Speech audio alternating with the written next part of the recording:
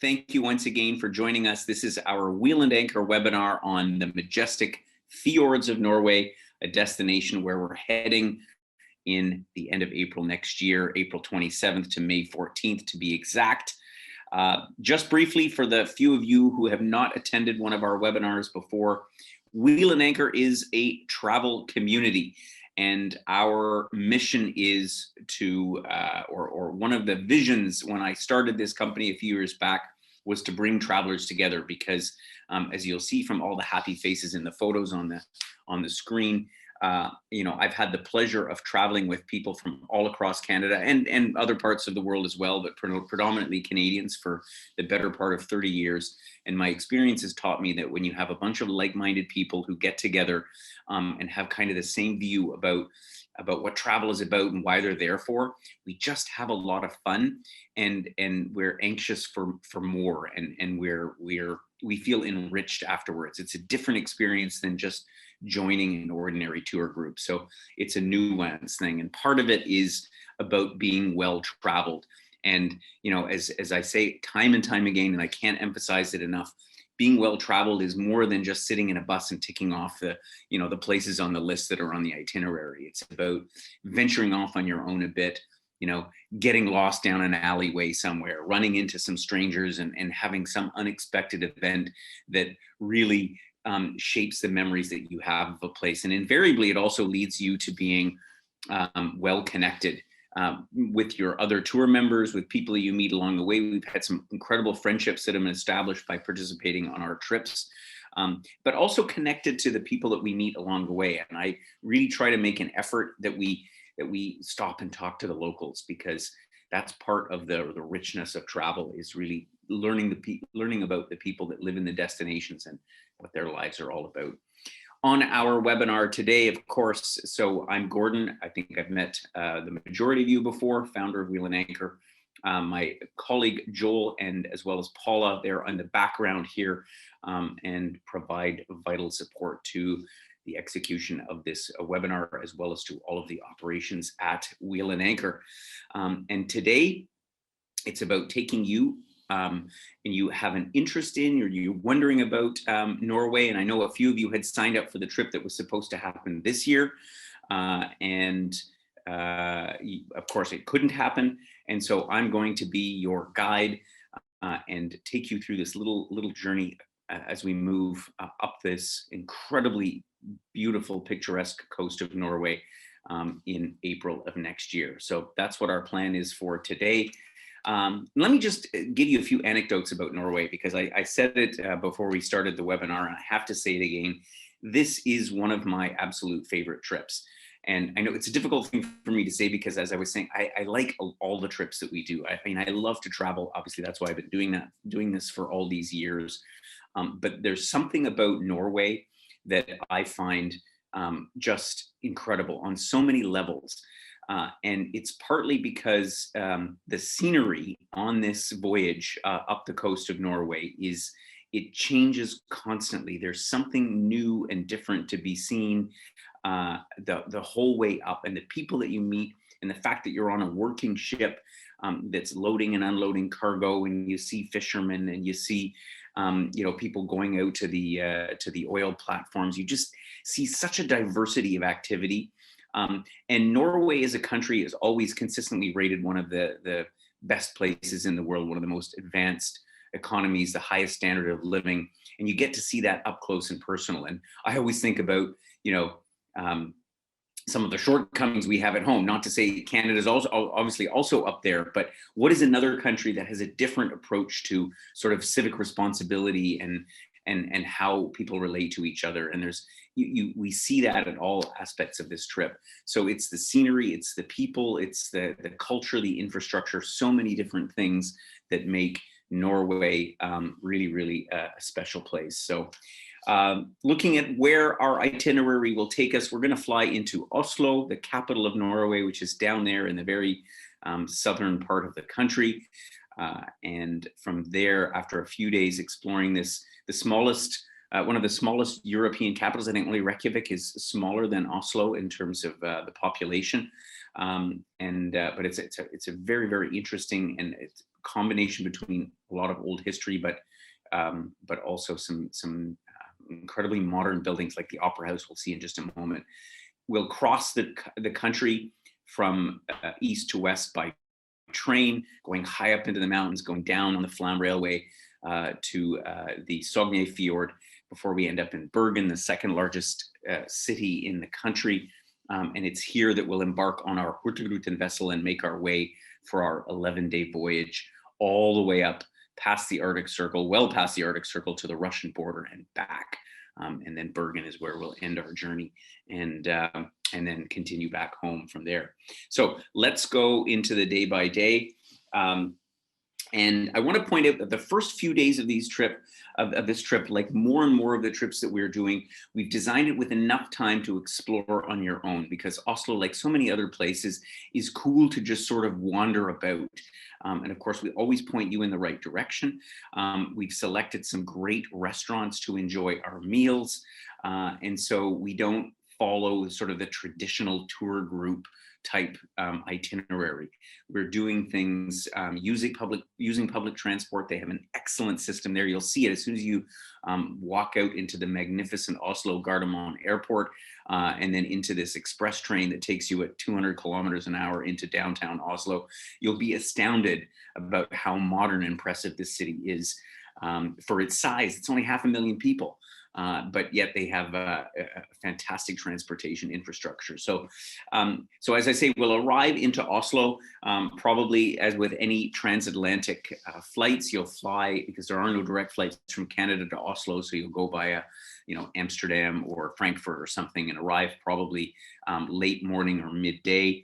And you'll come to the hotel and head straight downtown on the airport express train, and then we'll have time for a bit of an orientation tour. The hotel that I've selected, I've stayed in a number of times, right by the railway station. And from there, you can walk to a lot of the most important sites in the old district of Oslo. So after our first day and our first night, we'll have a nice welcome dinner somewhere. We have 2 full days in Oslo in which to explore the city. And we'll do that partly with the assistance of a local guide who's going to spend at least the first half of the day with us and show us some of the sites, which is just walking distance from our hotel, this spectacular opera house that they've actually built since the last time I was in Norway. So I'm dying to see it, because as you can see, it's a pretty dramatic structure. So if you think about other opera houses in the world, like Sydney in particular, that have very striking architectural forms, this one certainly fits the bill and sort of glides right into the Oslo Fjord. But there's so many other things to see. We're going to hand each participant on the trip what they call an Oslo Pass, so that for the time that we have on our own, you'll be wander around and see some of the other different sites that our guide points out, that I point out. I've been to Oslo many, many times, and I can sort of point you in the direction of some of the other things to see. So the second day, the day 3 of the trip, the second full day that we spend in Oslo, you'll have time on your own. And of course, Norway hosted the Olympics twice. You'll remember probably the last one in 1994 up in Lillehammer, a couple hours outside of Oslo. But Oslo itself hosted the Olympics back in 1952, and they built this ski jump, which, I mean, let's face it, it does look like a little bit like a phallic symbol, but it's this free-form ski jump sitting on a hill way above the city, and you can head out there by local train and bus and get an incredible view of the city and the fjord and this whole landscape around it. But apart from that, there's so many other things to do. Personally, I can't visit Oslo with stopping in at they have this peninsula, the Bugdøy Peninsula, where they have a bunch of museums like the Viking Ship Museum. Of course, the Norwegians, known as the Vikings, Leif Erikson and the like, that sailed across the Atlantic Ocean in the days before Christopher Columbus, and they actually have the original Viking ships that they have sort of reassembled that are literally hundreds and hundreds of years old. It's a fascinating thing to visit. So many other things to see in Oslo that you'll beg for more time than we actually have. But we've got a good 2.5 days, which will give you a great taste of the city. And then we will pack up our things on the fourth day, and at 8:03 in the morning, I think the time schedule hasn't changed in the 20 years that I've been going to Norway, and we embark on a rail journey that takes us across the very picturesque landscape of Norway, and it takes us down from Oslo, which is at sea level, all the way high up into the mountains that form, a chain that run down almost the whole length of the country, and we disembark up at one of the highest railway stations called Myrdal, and got on this Flam Railway. And the Flam Railway is consistently rated as one of the top railway journeys in the world. It's not long. It's only about 45 minutes time. We go from 882 meters above sea level, 867 meters above sea level. I get the number wrong. All the way down, and it's one of the steepest non-cogwheel railways in the world. So it manages to wind through with waterfalls coming up. And at this time of the year, it's part of the reason I like to go in May, because you still get a lot of water flowing off the mountains. So you get spectacular waterfalls, these little villages, and next thing you know, boom, you're down at the town of Flam. We spend a little bit of time to grab a snack for lunch, and then we hop on a ferry for our first venture down one of the fjords, an arm of the Sogne Fjord, which is of course the longest fjord in the world. And we head out into the fjord and then up another narrow one called the Nero Fjord. So we spend about an hour and 20 minutes on a boat, and then head up from there through a very windy road, go back to the railway, and then we complete our journey to Bergen. So it's a very, very, very memorable trip. I can't tell you, like, Instagram opportunities at every corner. I can tell you that. So I did this trip the first time, about 25 years ago. And I look forward to it every single time. So we'll arrive in Bergen. We'll have a couple of nights in Bergen. And this town actually is sort of a special place in my heart as well. I got stuck here as a backpacker in the early 1990s. And I really enjoyed the city. One thing I have to say about Norway is it's an expensive country, right? Since they discovered oil off the coast of Norway some 30 years ago, it went from being a relatively, how should we say, poor to sort of middle income country to all of a sudden it exploded. The standard of living went up. Of course, Norway is known for having one of the biggest sovereign wealth funds in the world, and all of this money dispersed among a population of only 4.5 million people has meant that they've been able to take, cities, which was basically, Bergen was like a fishing village until the 1970s and early 80s, and then boom, they transformed the city. In particular, you see here that this is the Hanseatic Wharf area, and that is the historical part that dates back to like the 15th century, where the Hanseatic League was based, and essentially did all their exploration in this part of Europe, and really an incredible display of history. While we're in Bergen, same thing. We'll have a good half a day with a local guide who will point out some of the more interesting spots. Very walkable as well. From our hotel, we can, hit up most of the interesting sites of this charming coastal town. And then we'll still have the whole balance of that day. Here we have what we call a Bergen Pass, which is similar to the Oslo card. You can use the transport. You don't even need public transit hardly, unless you go out to one of Bergen's famous sons was Edvard Grieg, the famous composer. You'll be familiar with that Peer Gynt opera that he wrote. That's the one thing that you have to take a bus to get out to. But for the most part, you can get around and see everything there is to see on foot.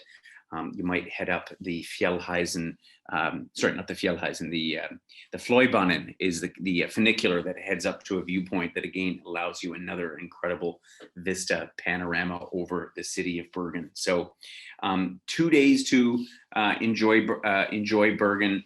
And they have a terrific fish market. So for seafood lovers, you know, the freshest of fish and seafood right there at the wharf. And they make like these prawn sandwiches. Oh, just terrific stuff. So Bergen's a great town. And it is also the embarkation point for our Hurtigruten cruise, which will commence here. So in the late afternoon of day 6, we will head to the Hurtigruten pier, pier or terminal, and we shall get on board this beauty, the MS Richard With. Richard With is the name of one of the founders of Hurtigruten, which is why the ship bears this name. And it is one of a fleet of about, I think there's about 10 vessels that are almost identical to this, that form part of the Hurtigruten fleet. And so I want to tell you a few things about Hurtigruten and about this ship. So this is the route of the original coastal steamer. So for the last 120 years, ships have gone from Bergen all the way up on the same route that we're taking and back. Because, as you will see as we go along the trip, the coast of Norway is so rugged, and these fjords jut so far inland, and the Sogne Fjord is 260 some odd kilometers inland, that road travel is very long and arduous. And so as a result, the fastest way to move goods and passengers, and I mean, now, of course, they have air connections across all these towns and cities, but for the most part, it was by ship. That's how they've always done it. You can liken it to our CP Rail in Canada that sort of brought the country together. And it's the same thing with the Hurtigruten route. So the ships that still operate today still serve that same function, in that they aren't just cruise ships. In fact, they aren't cruise ships at all. They're a combination between ships that bring tourists, so people like ourselves, to view the incredible coastline, but it's also a transport system. It's part of the public transport system, as if you will. So on board, you'll have passengers that are simply going from one port to the next. You'll run into like university students that are heading up to school in Trondheim, for example, that might live in one of the towns that's along the route. And you'll visit just, regular Norwegians. And that's kind of the fun of it. It makes it different than an ordinary cruise, right? There's big cruises. You can go on the QE2 to Norway and hit a couple of these ports, but it's not the same experience as going on Hurtigruten. The ship itself is functional and very elegant. In fact, the Richard With was the last one to be completely overhauled just a couple of years ago, and they've done it super, super stylish. So you can imagine sort of this Scandinavian modern design, and it consists of one large restaurant where they have excellent food. The food on board is they introduced a concept about 3-4 years ago called the Norwegian Coastal Kitchen. So it's basically a farm to table type concept, and they pride themselves on actually picking up fresh produce from farms and so on all the way along the route. So great food on board. Obviously, there's a lot of seafood, but even if you don't eat seafood, they have a terrific selection of stuff. They also have a little a la carte restaurant. So if you want to have a snack in between, never shortage of food. The one thing that's different on these ships is, again, it's not a cruise ship. There's no entertainment on board. I mean, they do have often a guy that's playing piano in the main lobby or near the restaurant or in the bar, but that's about it. Because the entertainment aboard the ship is really all about the scenery that you're passing, that is ever changing the whole way along. And so that's a big factor, because I know some people that I've met on board the ship didn't realize that, and they thought they were booking onto a cruise ship. Yeah, so there's no entertainment. They have in recent years put some expedition staff aboard the ship, so people that can interpret for you a little bit about the geology and the meteorology and the flora and the fauna. They can explain a little bit about what is unique to Norway. So that's a very positive feature on the boat. Lots of observation areas, as you can see, both inside and out. So the ship is really quite perfect. One more thing I want to say about the ship, Joel, just jumped ahead for me for a second. The cabins you'll see there. So the cabins are smaller than what you'll find on an ordinary cruise ship. And I want to be very upfront about that. They're cozy. There's ample room in there. I mean, I don't, if you come with 2 giant suitcases, you may struggle a little bit, but they've designed them super, super well. But most of the cabins, other than the suites, are sort of in the 14, 15, I think 14 to 17 square meters. So they're on the cozy side. But on this voyage, you'll find literally you only sleep in the cabin at night, and otherwise there's so many places to sit and enjoy the scenery. But I wanted to point that out because because I like you to know exactly what it is that you're in for. Anyway, let's move back to the trip.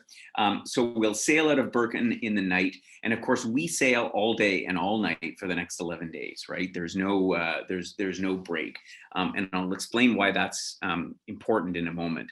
So we'll pass a few towns in the middle of the night that we won't see on the way north, but we'll catch them up on the way south, because that's how the itinerary works. And in the morning, we will arrive into the beautiful town of Olasund.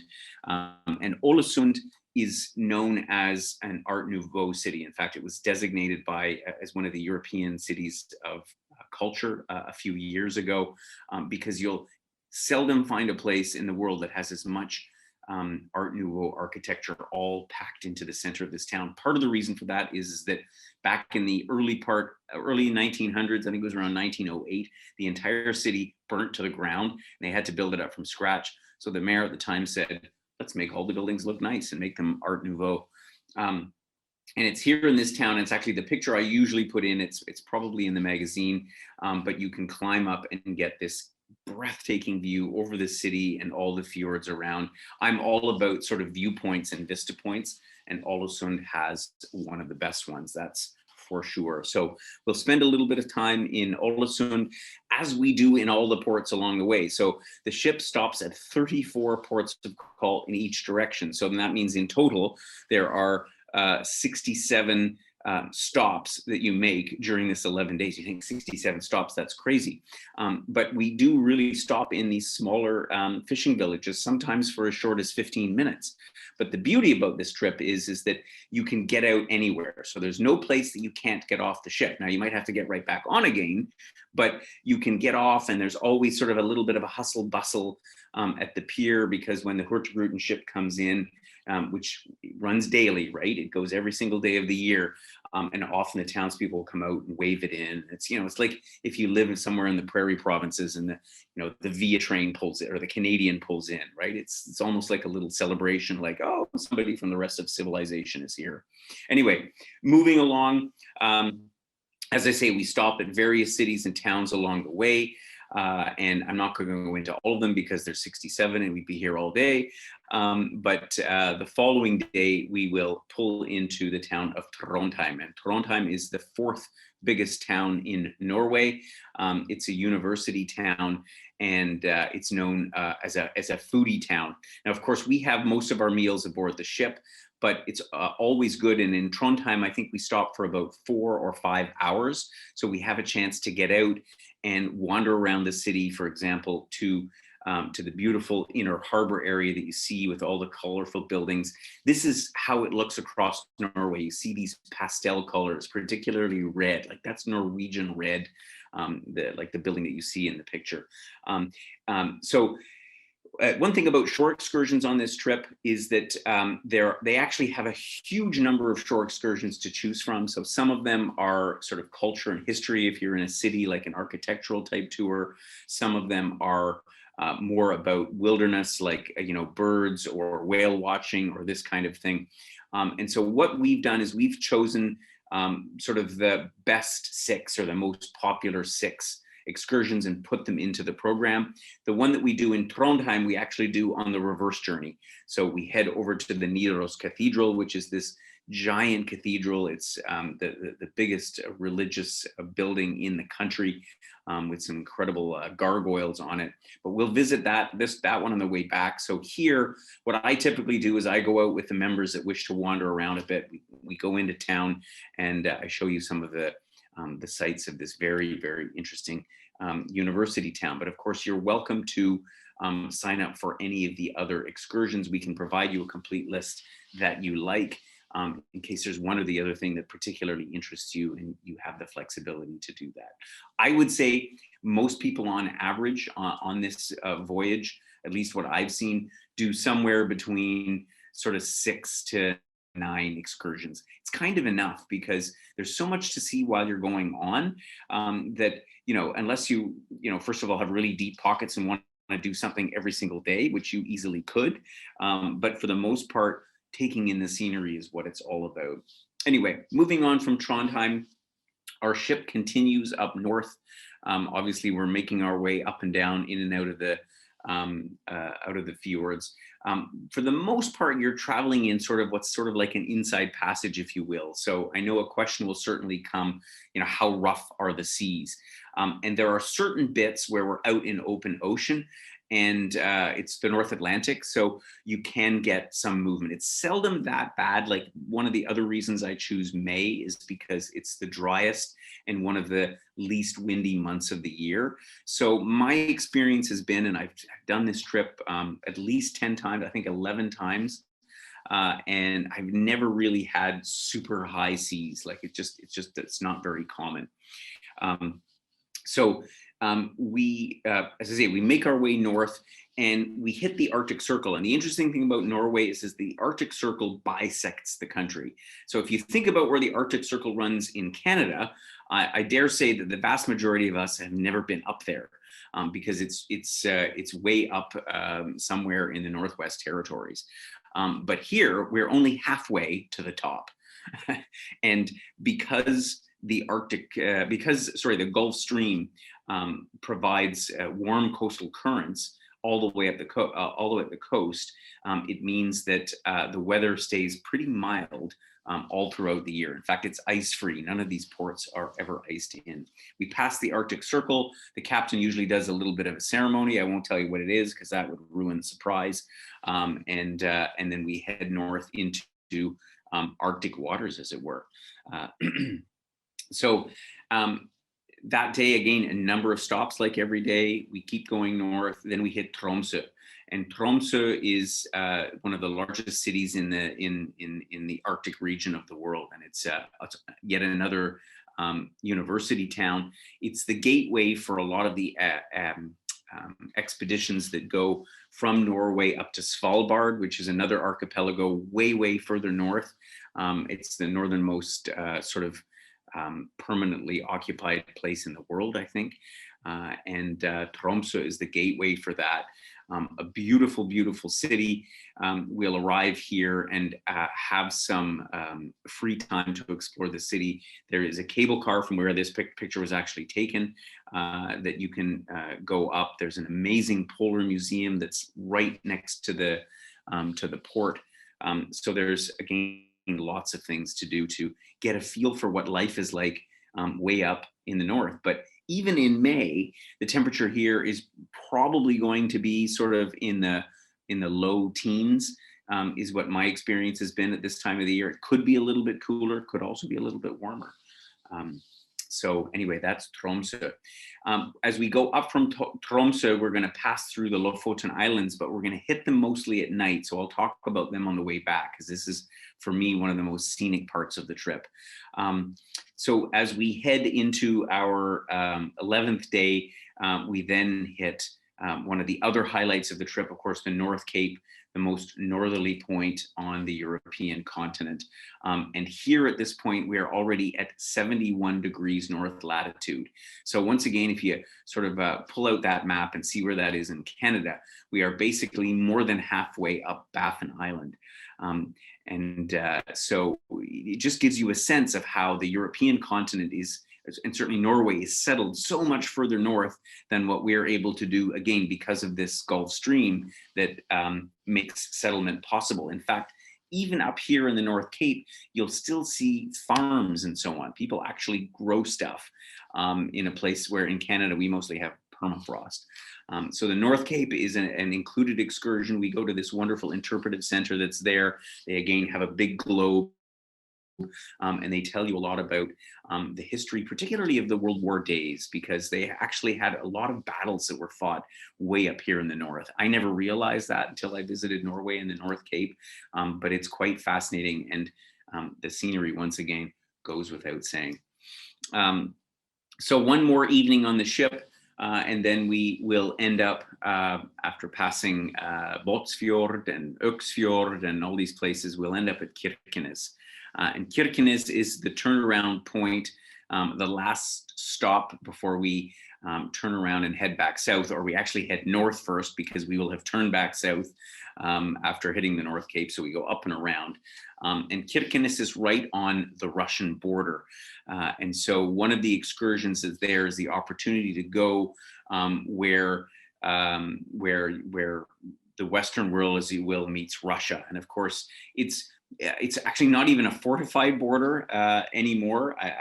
There are definitely signposts, and they definitely warn you not to even think about putting a foot across the border, because the Russians don't appreciate that, since we won't have visas to go to Russia.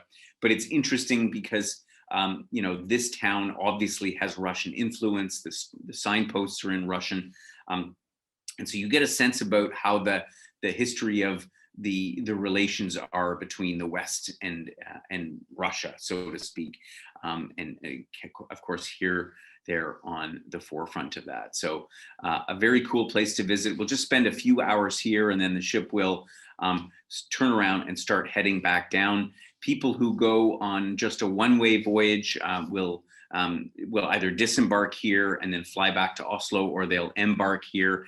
But for reasons that I'll get into in a moment, it really makes sense to do the round trip cruise. That's why I say, if you're going to go on this trip, this is the way to do it. This is the way we run this trip. So we head back south. And so a big question is, why would I want to go on the same route twice? Well, because the ship is a working ship and we go all day and all night, the itinerary is organized so that the ports that we visit during the nighttime on the way north, we visit in the daytime on the way south. So you will be quite astounded, but you will see that the scenery, it looks like a different cruise, because many of the things that we will have missed because you're sleeping in the middle of the night, we'll catch on the way back down. And so again, another reason why it makes sense to do the round trip voyage.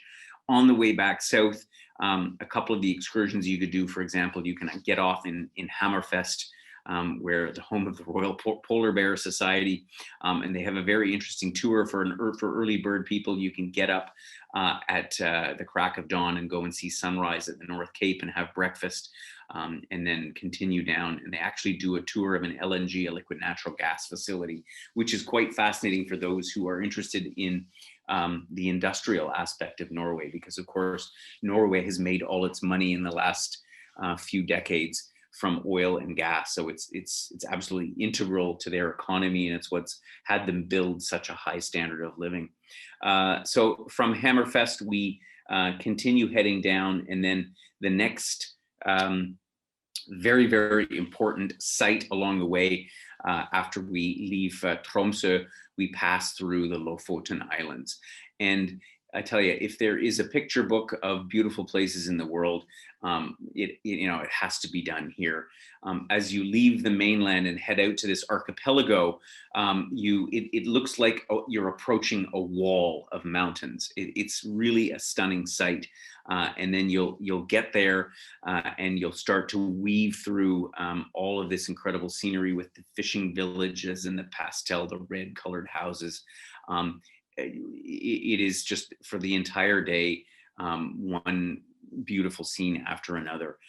And so again, we will pass through most of this during the night on the way north, which is why it's so important to to have the opportunity to see the Lofoten Islands on the way south. One of these days, I've always wanted to run a hiking trip in the Lofoten Islands. So maybe the active, particularly energetic ones of you will join me, and we'll hike through some of these mountain chains in the Lofotens. But this is one of my favorite places anywhere as far as scenery goes. So. So I'll just keep moving along. We will move down the coast again, and along the way we'll visit beautiful little towns like Mulde, home of a big jazz festival, and we'll see more great scenery here. The Seven Sisters, which is a legendary Norse mountains. They were all named after gods, and you can see them here. Just part of the amazing scenery that I just don't have words to explain it all. It's all so incredible. As I say, on the way down, we'll have Trondheim, where we will again spend several hours, and on that occasion, we'll have an included excursion to go and see the Nidaros Cathedral, as well as some of the other highlights of Norway. Continuing south, one of the other trips that you can do, an optional side trip, is called the Atlantic Road. And I was saying a bit earlier, Norway has deployed a lot of this money that they have made from the oil and gas business in making this incredible infrastructure. And the Atlantic Road, which is this road that bounces from islet to islet to, and on and off the mainland. It's an incredible feat of engineering. So as I say, we have an excursion that allows you to go by coach to actually drive along this thing. But we'll see lots of examples of bridges and tunnels. I remember being in Olasund, and we visited this small community that could not have had more than about 1,500 people in it. And they built a 1.5 kilometer long tunnel under the sea to reach this community. And I think to myself, we can't even build tunnels in our biggest cities, let alone what the Norwegians do to service a little community of 1,500 people. Well, that's the benefit of having all that oil dispersed amongst a small population, I suppose. But it's the engineering feats, the infrastructure that they've built is really something eye-dropping when you get to Norway. So as I say, we continue on south and visiting various fjords. We don't really, the ship doesn't go too deep into any of the fjords. There's some shore excursions that you can take, but for the most part, we stay along the coast and see all this different scenery. We will then end up back on the 17th day in Bergen, and we'll pass the Nordfjord as well, which is also one of the longest fjords in Norway, and we'll get off in Bergen on the last day and have one final overnight before we say goodbye. We'll have a farewell dinner, one last look at Bergen, and then we'll be off either to continue our journey in Europe or to make our way back home. But I can tell you, all in all, it will be an amazing trip. So let me summarize some of the details for you. Of course, everything is in the magazine. If you didn't get it already, you can find a link to it on our website, or it will be also in the newsletter this week, as it was last week. So just to give you a sense of pricing here, the trip isn't inexpensive. Norway, as I say, is an expensive country. That's the only drawback. When you go to order a bottle of wine on the boat, you'll be a little bit shocked at the at the wine list, at the prices. But as I say, it's like anywhere. The best places in the world are just you just have to dig a little bit deeper. But you can see the pricing here, starting at $73.50 for an inside cabin. I do, however, recommend, even though you don't spend as much time in the cabin, the best options are take the outside cabins, the Polar Outside or the Arctic Superior, and we do have them available in single occupancy as well, of course. Inclusions, as with most of our trips, pretty much all of our meals are included aboard the ship, all the transportation that I have just talked about. So our whole trip across Norway on the Flam Railway and so on, as well as our Oslo and Bergen passes. So it's really quite comprehensive.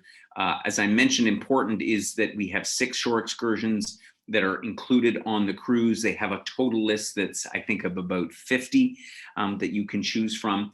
But we've been able to get as well a shipboard credit for you that enables you to buy a couple more shore excursions. So you'll certainly have enough to do, and we can give you details on all of that. If you're interested in doing more than what's in our program, Paula will send you the list of all the excursions. As far as exclusions are concerned, of course, our airfare as usual, which we will be glad to help you facilitate, cancellation insurance, and of course, any other shore excursions that are optional are there. As far as airfare is concerned, we hope that prices will stay somewhat similar to what they have been in the past. I think that Norway is not a high volume destination from Canada, so I think that bodes well.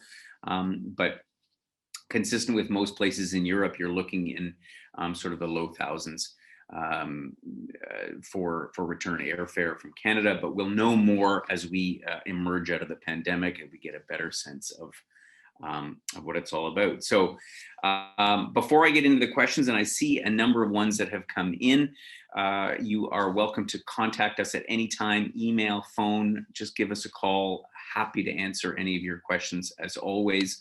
Yeah. And so if you don't get your question answered today, please do drop us a note. I want to touch on some of the questions that come in now. So Ardell asked if there's enough time in the Lofoten Islands to do some walking and hiking. Not really, Ardell. There's a couple of shore excursions that are included there, but walking, hiking would be several hours. And we don't really stop at any one place. So if it's something that you're interested in, because I know people that have traveled with me to Norway before have indicated interest in going back to the Lofoten Islands, we pretty much have to do a separate trip for that, because we have to keep to the ship's itinerary. Fran asked about full board on the ship. Yes, you get 3 meals a day, so a breakfast and a lunch buffet, which is quite extensive, and then a served meal in 2 seatings for dinner. And there are coffee and tea stations, I believe, for all passengers that are complimentary, but I'll double check that in case they've changed the rules. So Helen asked, who is hosting this trip? Not sure yet, Helen. I am trying to slot myself in for it. So let's say tentatively me, because I'm dying to go back to Norway, I have to be honest with you. But I will answer that question probably later this year. And so if it's not me, it'll be somebody great. I can promise you that. Yeah, we just have to sort of work out. We have a lot of juggling to do in the wake of the pandemic. I'll just tell you that. Nancy asked, how common is English when off the ship? Okay, it's a very good question, Nancy. Norwegians speak better English than some people in Canada do. So English is absolutely not a problem. They're taught English from an extremely young age, I think from kindergarten. So everybody in Norway speaks perfect English, not an issue whatsoever. It's one of the brilliant things throughout Scandinavia, actually. The level of English is miraculous. You hardly even can tell an accent.